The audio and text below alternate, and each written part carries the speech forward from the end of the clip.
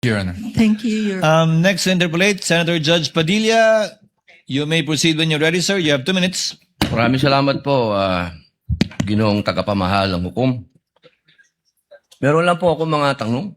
Maiksi lang po ito. Saan po kayo pinanganak? Sa Nueva Ecija po, Your Honor. Nueva Ecija. Opo. Saan po kayo nakatira ngayon? Sa Manila po. Manila. Saan po kayo nag-aral? Central Luzon State University po, ng accountancy, and then Saan Arellano po, University ng Juris Doctor po. Okay. Saan po kayo nakaikot na sa bansa natin? Nakaikot na po ba kayo ng Mindanao, sa Bicol? Marami na po akong naikutan, hindi ko na po maalala lahat, Your Honor. Opo. Kayo po ba yung nakarating na sa BARM? Yes po, Your Honor. Opo. Saan po sa BARM? Sa Sulu? Sa Basilan? Maguindanao? Hindi niyo po matandaan? Hindi Mauubos ko po po yung oras ko. matandaan, Your Honor, kung saan. Bicol po. Nakaikot na po kayo sa Bicol? Yes po, Your Honor. Saan po sa Bicol? Sa Camarines Norte? Sa Camarines Sur po. Sur? Sa Norte, hindi pa po. Hindi ko po maalala kung Nakaikot na po kayo sa mga bundok. Saan po, Your Honor? Mga bundok. Yes po, Your Honor. Nakita niyo na po ba ang pangangailangan ng mga tao sa malayong lugar? Katulad ng gamot. Katulad po ng pagkain.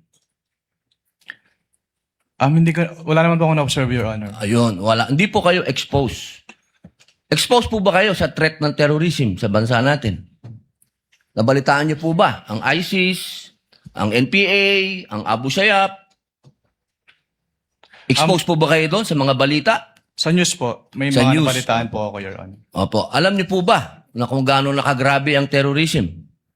Wala po akong threshold, Your Honor, to determine that. Wala po. Pero kayo po ang humahawak ng investigasyon patungkol sa confidential fund. Tama po ba? Hindi po siya investigation, evaluation po. Evaluation. Ako, tama-tama. Ibig po sabihin, kahapon po, sinabi ninyo na gumawa lang kayo ng preliminary investigation. Tama po ba? Preliminary inquiry. Hindi po, part po siya ng process namin na mag-issue po kami ng AOM. Opo. So, ibig po sabihin, kahapon kasi narinig ko parang yung ginawa nyo, preliminary lang. Yung AOM po, preliminary lang. Opo. Hindi po yun konklusyon. Kung ang tinutukoy niyo po ay yung... Meron po kasing provision as to the joint circular as to tinatawag na prima facie. Pakisagot na lang po kung conclusion ba po yun? Final?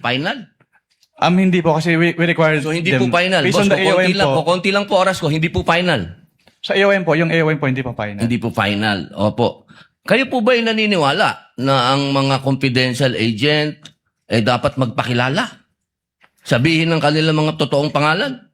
Wala pong provision as to that po sa joint circular, Your Honor. Opo.